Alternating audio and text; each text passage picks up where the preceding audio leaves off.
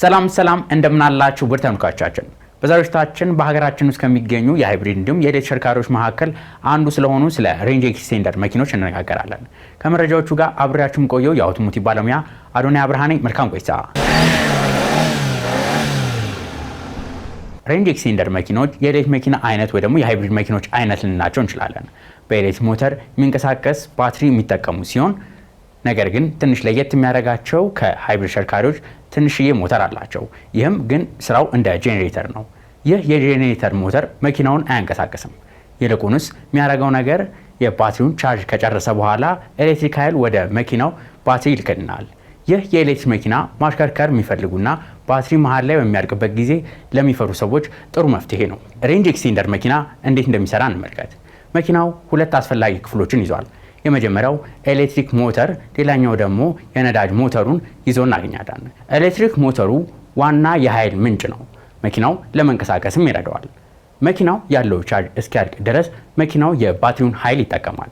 ነገር ግን ባትሪው ቻርጅ ከጨረሰ በኋላ ምን ይከናወናል ልትሉ ትችላላችሁ። በዚያን ጊዜ የነዳጅ ሞተሩ ይነሳል። ይህም ሞተር መኪናውን አያንቀሳቅስም። የሚያደርገው ነገር ባትሪው ውስጥ ኃይል እንዲገባ የሚያደርግልን ነው። ይህ ሂደት እንዳትቆሙና ሩቅ መንገድ መቀጠል እንድትችሉም ያስችላቸዋል። የሬንጅ ኤክስቴንደር መኪና ምን ያህል ጥቅሞች እንዳሉት እንመልከት። የመጀመሪያው ነገር ረጅም ርቀት መጓዝ ነው።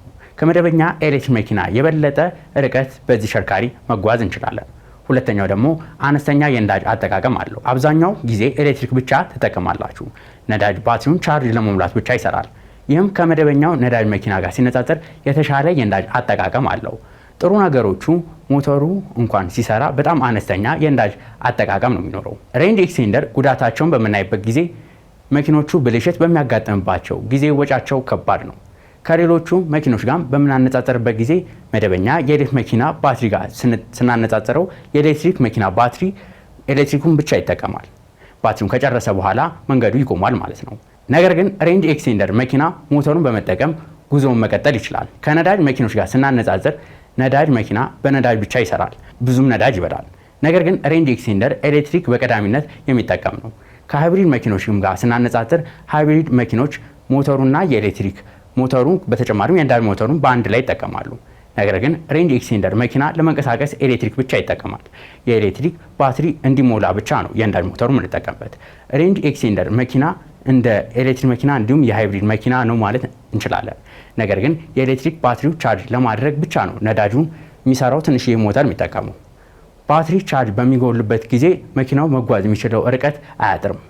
ይህም ብዙ ጥቅሞች አሉት። ከነዚህ መካከል ረጅም ርቀት መጓዝ፣ በአካባቢ የቻርጀር እጥረት ያለባቸው ቦታዎች ላይ ለመንቀሳቀስ ያስችለናል።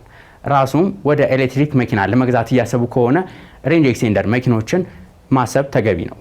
ሀገራችን ውስጥ ከሚገኙ ሬንጅ ኤክስቴንደር መኪኖች መካከል ደግሞ እንደ ምሳሌ ያክል እነ ያንጓንግ U8 ከዚህ በተጨማሪም ሊ አውቶ L9 ተሽከርካሪዎች ተጠቃሽ ናቸው።